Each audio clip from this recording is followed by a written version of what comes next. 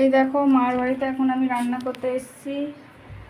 বড়া আলুর তরকারি করব, আর ভাত। এদিকে বড়াগুলো ভাজা হচ্ছে, আর এইদিকে মা আলু কাটছে, আর পাশে ভাত হচ্ছে। এসছি যখন পাশে থাকি, কি করব, আমার কাজ বাজ একটু তাড়াতাড়ি হয়ে গেছে, কাজকর্ম এখন নেই, সেই জন্য ভাবলাম একটু যাই, রান্নাটা করেই দিই। এই যে বড়া হচ্ছে, এখন খাবো আমি এই বড়াটা, ভেজে নিই। আলু তোমরা দুজন না আর দিও না, বড়া ভাজাভাজি হচ্ছে। এদিকে একজন চলে এসে, বেশি বড়া খাবি না, তরকারিতে দেওয়া হবে কিন্তু। বড়া কম আছে, দেখ কটা অল্প একটু হয়েছে। ওগুলো বেশি বড় বড়, কোথায় বড় হয়েছে? ছোট ছোট বড় ভেজেছি। তুই কি গো দিন দিন পিচাস হয়ে যাচ্ছে কেন? হ্যাঁ,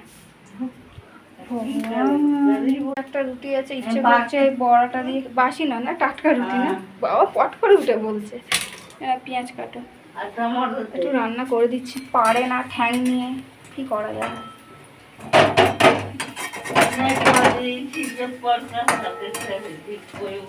বড়া আলু দিয়ে তরকারি করবো। চলো দেখতে থাকো আমার এই রেসিপিটা। বড়া ভাজাভাজি হয়ে গেছে, আলু ফালু কেটে নিয়েছি, এদিকে আদা রসুন, আর এই যে তেল দিয়ে দিচ্ছি। তেলটা এই দেখো, ঠিক আছে। আর তেল দেবো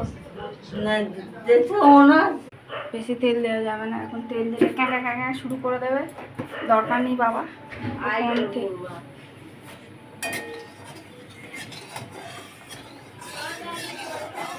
তেলটা গরম হচ্ছে, তরকারিটা হলে অবশ্যই দেখাবো সবাইকে যে আমি কিরম তরকারি বানিয়েছি। এই দেখো তেল গরম হয়ে গেছে, এবার পেঁয়াজ দিয়ে দেবো।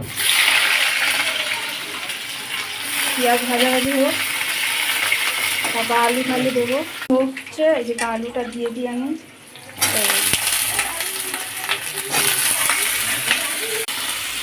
রান্না কত জায়গা, ঘরে রান্না করতে হচ্ছে, এখানে রান্না করতে হচ্ছে, অনেক রান্না করতে হচ্ছে। টমেটোটাও দিয়ে দেবো। আলু ভাজাভাজি হয়ে গেছে, এই মশলা জিরে ধনে লঙ্কার গুঁড়ো হলুদ গুঁড়ো সব দিয়ে দেবো।